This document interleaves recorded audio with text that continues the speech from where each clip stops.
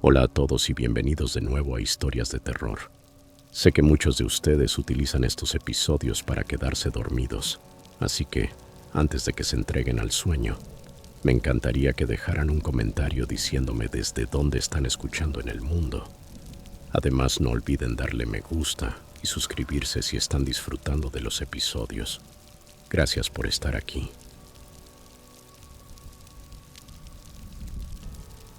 Historia 1. No creo que llegue a olvidar jamás la tormenta de nieve de Nochebuena en Pinewood.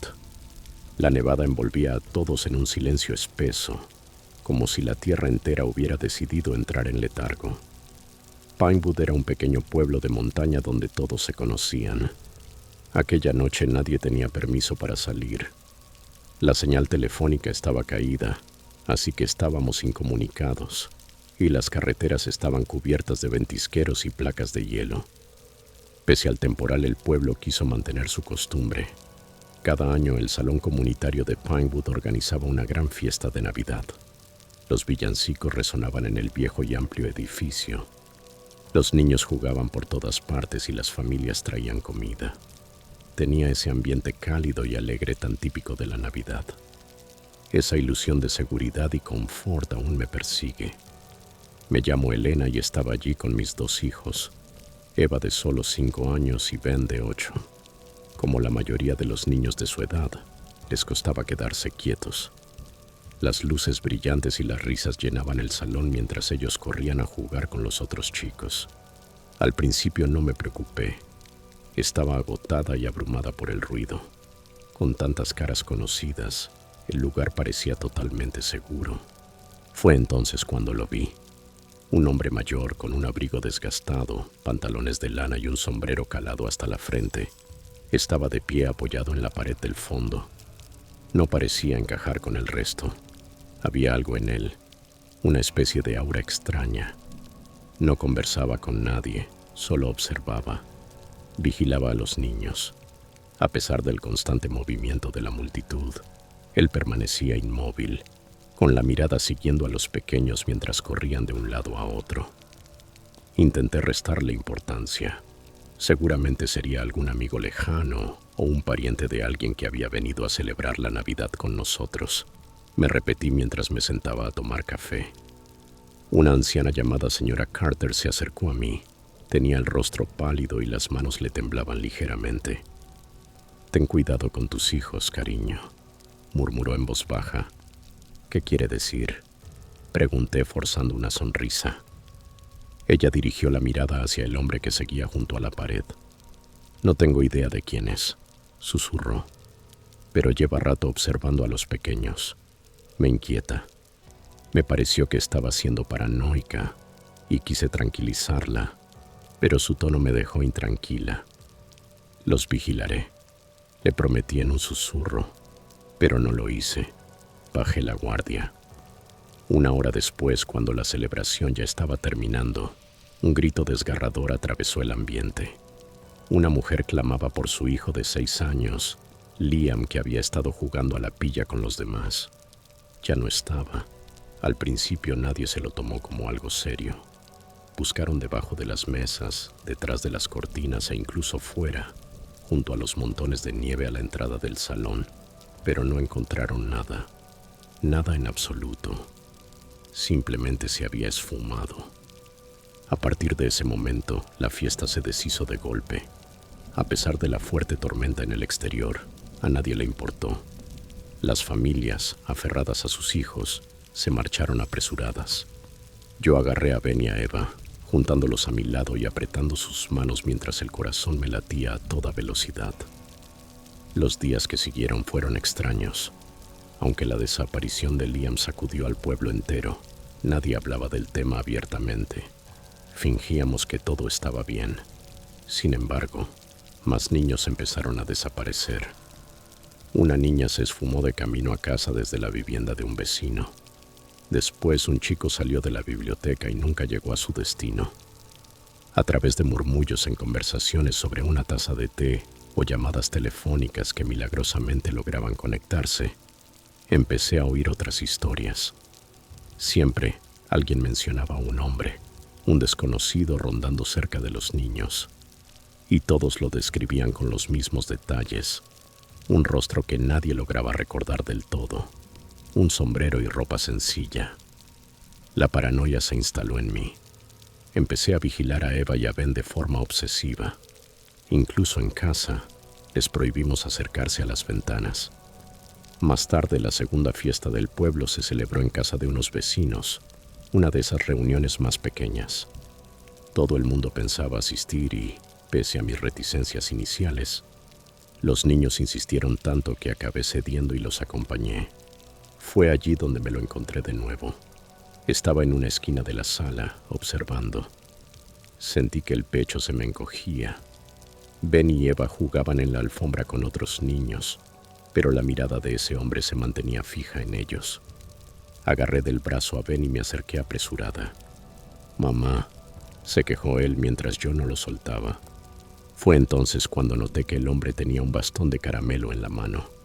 Se inclinó hacia Ben y le habló con voz baja. «¿Quieres presenciar algo mágico?», lo escuché decir. Ben titubeó, pero yo ya lo estaba alejando de un tirón. «Aléjese de mi hijo», le grité. El hombre me miró con expresión vacía, como si no comprendiera en absoluto la gravedad de lo que estaba haciendo. Después se desvaneció entre la multitud antes de que pudiera reaccionar. Cuando intenté seguirlo con la mirada ya había desaparecido. La noche de Nochebuena, la tormenta se había intensificado fuera de nuestra casa. La nieve se acumulaba y las ventanas vibraban por la fuerza del viento. Aseguré cada puerta y cada ventana. Hice que Ben y Eva me prometieran que no abrirían la puerta bajo ninguna circunstancia. Luego los acomodé en el salón. Aquella noche no dormí. El aullido del viento y los crujidos de la casa eran lo único que se oía mientras yo permanecía despierta en la oscuridad del salón. A medianoche alguien llamó a la puerta. Fue un toque suave, casi cortés al principio. Sentí el estómago encogerse. ¿Quién se arriesgaría a salir en medio de ese temporal a esas horas? Me acerqué despacio a la puerta y miré por la mirilla. No había nada, solo oscuridad. Entonces volvió a sonar la llamada. Esta vez, más fuerte. Estuve a punto de no abrir. Sabía que algo no estaba bien, que era un error hacerlo. Y sin embargo, a través del pequeño ventanuco del porche, vi algo. Una bufanda. La bufanda azul brillante de Ben. Una oleada de pánico me recorrió el cuerpo. «Eva, sube ahora mismo», grité corriendo escaleras arriba. Las camas estaban vacías. Ninguno de los dos estaba allí. Bajé de nuevo a toda prisa y vi las pequeñas huellas que salían de la casa. La nieve estaba alta, pero apenas pensé. Me puse el abrigo a toda prisa y salí. Las pisadas eran recientes, marcadas con claridad, abriéndose paso en la nieve hacia el límite del bosque. El frío atravesaba la ropa mientras avanzaba tambaleándome, gritando sus nombres. Seguí las huellas entre los árboles. La oscuridad se cerraba a mi alrededor, dejando como único sonido el crujir de la nieve bajo mis botas y mi respiración agitada. Al cabo de lo que pareció una eternidad, distinguí una tenue luz a lo lejos. Llegué finalmente a una cabaña vieja y abandonada. Empujé la puerta que se abrió con un chirrido. El aire dentro era helado y rancio. Ver el gorro de Ben tirado en el suelo me heló la sangre. También había juguetes, un pequeño guante infantil y diminutos zapatos esparcidos por ahí. Me temblaban las manos cuando me giré para salir. «Mamá». Casi no escuché la voz de lo baja que era. Me di la vuelta de golpe. «Eva, Ben», llamé. Pero no había nadie, solo silencio. La cabaña estaba vacía. No sé cómo logré salir de allí. Tenía la certeza de que mis hijos habían estado en ese lugar, pero ya no estaban. Parecía un relato de fantasmas. Sin embargo, lo que encontraron los agentes fue otra cosa. Un mapa. Un boceto burdo que los guiaba hacia lo profundo del bosque. Organizaron un equipo de búsqueda que avanzó aún más lejos de lo que yo me había atrevido, siguiendo el mapa entre los árboles. Lo que descubrieron allí nos marcaría para siempre. Era una especie de campamento clandestino. unas cuantas tiendas de campaña y agujeros excavados en la nieve. En uno de esos huecos encontraron a los niños, todos atados, muertos de miedo, ateridos, pero vivos. Cuando los sacaron de allí, Ben y Eva estaban encogidos el uno junto al otro, llorando. A tan solo 1 kilómetro de distancia, atraparon al visitante de medianoche cuando intentaba huir. Lo encontraron con la ropa empapada, agazapado detrás de un árbol. Lo arrastraron de vuelta sin que opusiera resistencia. Durante el interrogatorio confesó que sí, que había secuestrado a los niños, a todos, pero nunca explicó el motivo. Murmuraba una y otra vez sobre la banda con la que trabajaba, siempre en susurros, pero se negó a dar ningún nombre. El pueblo trató de seguir adelante. Los padres abrazaban a sus hijos con más fuerza que antes. La gente empezó a hablar de cerrar siempre las puertas con llave y ser más cautelosa. Pero Pinewood jamás volvería a ser igual. El visitante de medianoche, sin pasado ni futuro, resultó ser un vagabundo. Un hombre que deambulaba de pueblo en pueblo, aprovechándose de lugares pequeños como el nuestro. Lo único que nos quedó fue el miedo y un montón de incógnitas sin resolver, porque la banda para la que decía trabajar se desvaneció como si se la hubiera llevado el viento. Antes de pasar a la siguiente historia, si es la primera vez que vienes, por favor asegúrate de suscribirte a nuestro canal y pulsa el icono de la campanita para no perderte las próximas historias de terror. Necesitamos tu apoyo. Comparte estos relatos con tus amigos y familiares. Gracias. Historia 2. Era ese tipo de noche fría y silenciosa de diciembre en la que el mundo entero parece quedarse inmóvil. Mi esposo John y yo estábamos sentados en la sala con nuestro hijo de 6 años, Danny. El árbol de Navidad se alzaba orgulloso en la esquina, decorado con luces centelleantes y adornos que habíamos elegido juntos con cuidado. La habitación estaba bañada por un resplandor cálido, una escena navideña de postal. Los copos de nieve golpeaban suavemente los cristales de las ventanas y todo se sentía tan tranquilo. Entonces me fijé en Danny. Estaba sentado en el suelo con las piernas cruzadas de cara al árbol. Tenía la espalda rígida, los pequeños hombros inmóviles. No jugaba con sus juguetes ni movía la cabeza. Entorné la mirada, observándolo mejor. Su vista estaba clavada en las ramas inferiores del árbol. Danny, lo llamé en voz suave. No contestó. Había algo inquietante en la forma en que permanecía tan quieto, en cómo su respiración apenas lograba moverle el pecho. Me levanté y caminé hacia él, arrodillándome a su lado. Danny, ¿qué estás mirando? De pronto el cuerpecito de Danny empezó a temblar y las lágrimas se acumularon en sus ojos abiertos de par en par. Sin previo aviso soltó un sollozo fuerte, agudo, desgarrador. Me sobresaltó. Lo tomé por los hombros y lo giré hacia mí. Tenía el rostro surcado de lágrimas. ¿Qué pasa, cariño? Háblame, le insistí. Danny, entre hípidos, se inclinó hacia mí y susurró con esa vocecita rota que tienen los niños cuando están aterrorizados. Mami, vi 2 ojos brillantes en una cara muy fea. Se estaba asomando por detrás del árbol. Un escalofrío me recorrió la espalda. Miré rápido hacia el árbol, pero solo vi las luces parpadeando y los adornos relucientes. Nada más. John se acercó con una expresión de preocupación y desconcierto mezcladas en el rostro. Danny, son solo las luces, dijo con suavidad. A veces las sombras nos engañan, campeón. No hay nadie detrás del árbol. Quería creerle. De verdad quería. John levantó a Danny en brazos, lo llevó al sofá y puso su caricatura navideña favorita. Yo intenté no darle más vueltas al asunto, pero incluso después de que Danny se calmara, no conseguía apartar la vista del árbol de Navidad. Había algo en la forma en que las luces se reflejaban en los adornos que me inquietaba. Algo no encajaba. Esa noche, después de acostar a Danny, John y yo nos fuimos a dormir también. La casa se sumió en un silencio casi total. roto solo por el zumbido del calefactor y el crujido ocasional de las viejas tablas de madera del suelo. Estaba medio dormida cuando lo escuché. Un sonido tenue como algo arrastrándose por el suelo de la sala. Era muy sutil, similar a cuando se arrastra un objeto pequeño. «John», lo llamé dándole un leve empujón. Él gruñó medio dormido.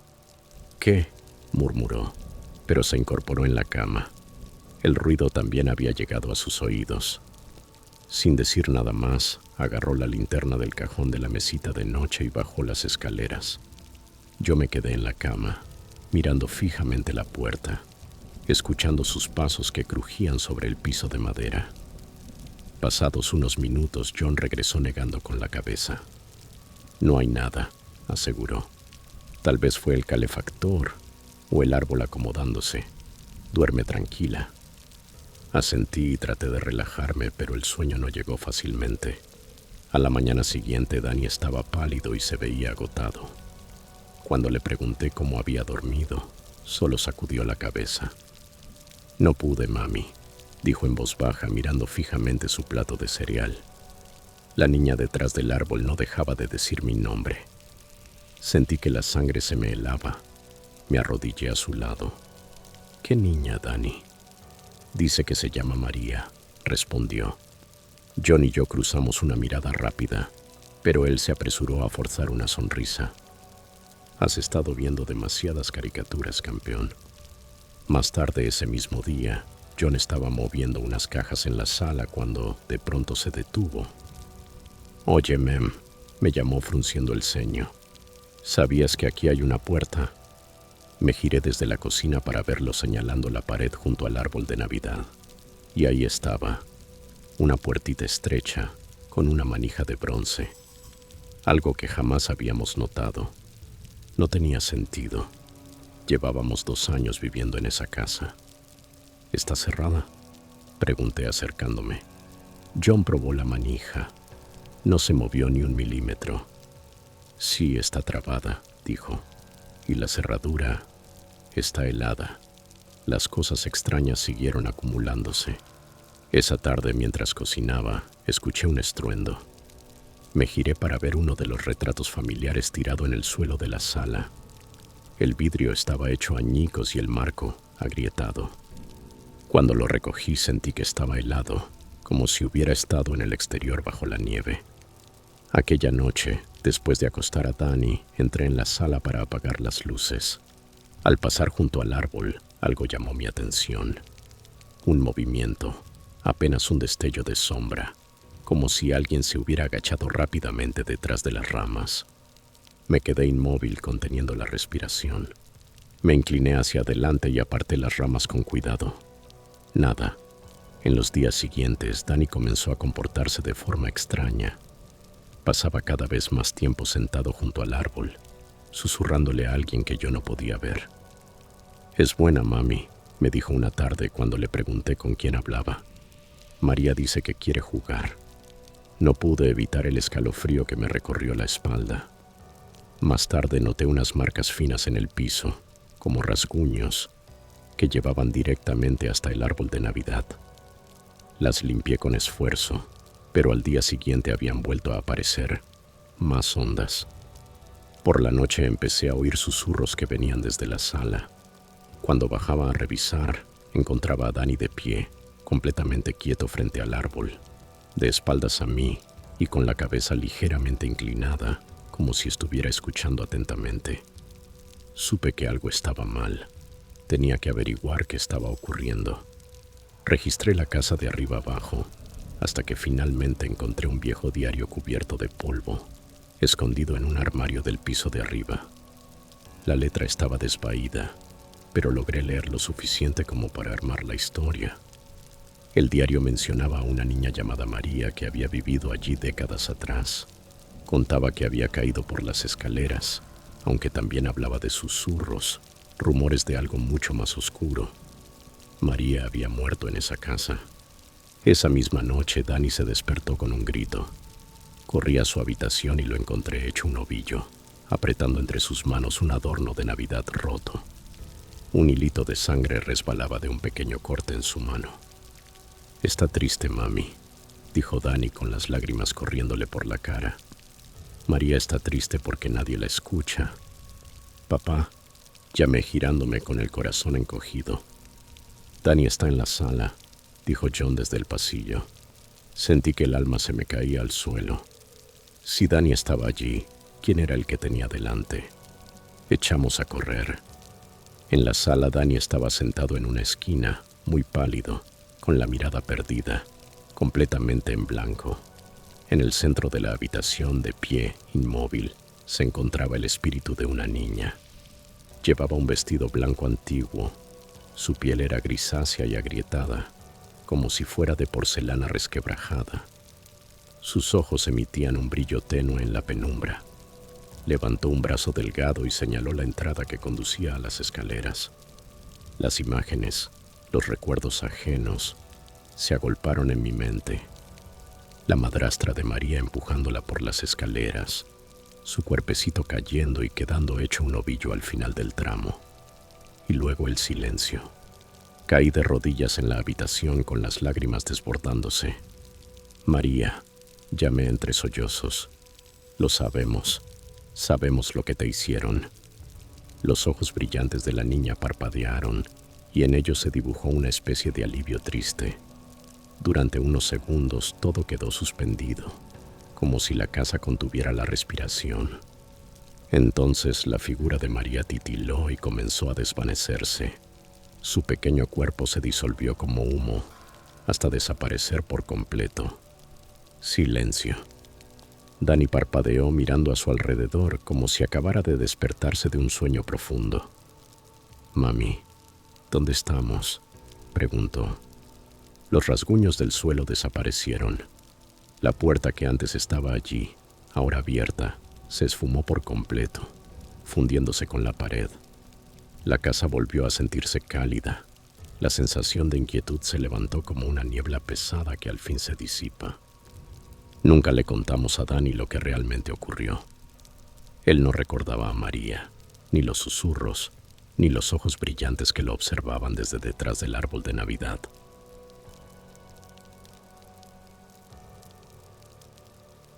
Historia 3. Soy de Londres, en el Reino Unido. Era el 17 de diciembre de 2022 y estaba fuera con mis dos amigas, Demi y Ava. El día comenzó de forma muy normal. Yo y Demi estábamos en un parque, en una cafetería. El plan original era que las tres nos viéramos allí y pasáramos el rato, pero Ava llegaba tarde. Nos sentamos en una mesa cerca de una chimenea encendida y el ambiente era muy acogedor. Era última hora de la tarde. Demi y yo hablamos durante unos 30 minutos sobre la vida y mil cosas más. Y fue entonces cuando Ava apareció. Ella acababa de pasar por una ruptura, así que ya sabía que el día iba a ser de esos tranquilos, de hablar poco y escuchar mucho. Estuvimos relajadas un rato y luego Ava propuso que compráramos una cámara desechable y saliéramos a probarla. Y eso hicimos.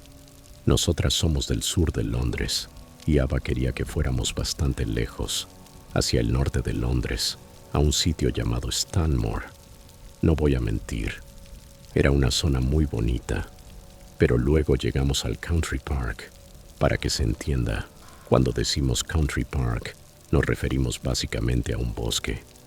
Ya sé lo que estarás pensando. Os metéis en un bosque, lo que os pase os lo buscasteis. Y es comprensible, pero Demi y yo solo queríamos cuidar de nuestra amiga Ava. Mientras el sol empezaba a ponerse, hicimos un montón de fotos con la cámara y estábamos disfrutando de todo. El ambiente invernal era increíble y la escarcha sobre la hierba hacía que todo se viera precioso. Después de mucho hacer el tonto y sacar fotos, decidimos descansar un poco. Nos tumbamos en un campo abierto y fue bastante agradable. Llevábamos unas mantas grandes y mullidas y la verdad es que estábamos muy a gusto. El sol se estaba escondiendo y nuestra idea era quedarnos un ratito más y luego emprender el camino de vuelta. Mientras estábamos allí descansando, puedo asegurarte que no se sentía nada raro. Todo era normal, hasta acogedor, como en esas películas en las que se nota cuando el ambiente cambia. Pero en ese momento, nada había cambiado. Todo seguía normal. Al cabo de un rato me entraron ganas de ir al baño, así que dejé a las chicas y me metí corriendo en la parte más boscosa. Sabía que ellas querían hablar del tema de la ruptura, así que decidí que les daría ese espacio. Encontré un árbol y ahí fui al baño. Fue en ese momento cuando empecé a sentirme inquieta. Esa sensación de, oh no, me están mirando. Pero no veía a nadie. El bosque estaba en silencio, salvo algún que otro pájaro que cantaba de vez en cuando. Volví con las demás y nos quedamos un rato más allí, tranquilas. De pronto el sonido empezó a desaparecer de la zona. No se oía nada, ni pájaros, ni crujir de ramas, ni hojas moviéndose con el viento. Nada, un silencio total. Las tres nos dimos cuenta y nos miramos. Entonces Ava lo vio. Le seguimos la mirada y ahí estaba. Flotando justo por encima de unos árboles, había una luz muy brillante. Al instante empezamos a buscarle explicación. Será un avión, un dron, cualquier cosa que se nos pudiera ocurrir. Pero esa luz se desvaneció y reapareció en otro lugar completamente distinto. Era casi como si estuviera jugando con nosotras, como si quisiera que echáramos a correr. Me di cuenta de que Demi ni siquiera estaba mirando la luz. No estaba atenta a lo que nos tenía hipnotizadas a Ava y a mí, así que seguí la dirección de su mirada. Había una mano humana, pero tenía algo raro. Estaba saludando, moviéndose de un lado a otro, pero la mano era pálida, casi azulada, con las venas muy marcadas. Eso fue lo que nos hizo perder los nervios. Empezamos a correr hacia el interior del bosque. Yo me quedé cerca de Ava, pero mientras corríamos nos dimos cuenta de que Demi ya no estaba con nosotras. Mientras huíamos miré un segundo hacia atrás y vi que algo nos estaba persiguiendo. No sé qué era. Nunca llegué a distinguir bien aquella cosa. Ava y yo conseguimos llegar de vuelta a la entrada del parque, pero de Demi no había rastro. La llamé varias veces y en una de ellas contestó. No escuchamos nada durante unos segundos hasta que la oí preguntar por Ava. Fue rarísimo porque Ava estaba justo a mi lado y de repente la llamada se cortó. Yo estaba dispuesta a volver a entrar en el bosque para intentar encontrarla, pero Ava me suplicaba que no lo hiciera, que no la dejara sola. Así que me quedé afuera con ella, intentando tranquilizarla. Unos 10 minutos después, Demi apareció caminando hacia nosotras. Parecía tranquila, serena, como si nada hubiera pasado. Pero había algo. Era como si fuera Demi, pero al mismo tiempo no lo fuera. Estaba como desconectada, fuera de onda, ausente. No quise decir nada, por si estaba intentando procesar algo que habría visto allí dentro. Decidimos volver a casa, pero creo que aquí fue donde quizá cometimos un error. Demi insistió en no regresar con nosotras en el mismo trayecto, así que terminamos yéndonos por nuestra cuenta. Esa misma noche nos bloqueó en todo. Instagram, nuestros números de teléfono, todo. No sé qué más sucedió. Respecto a la luz extraña en el cielo, descubrí que en 1984 alguien tuvo una experiencia parecida con una luz similar. Pero sinceramente, no sé qué pensar de todo esto.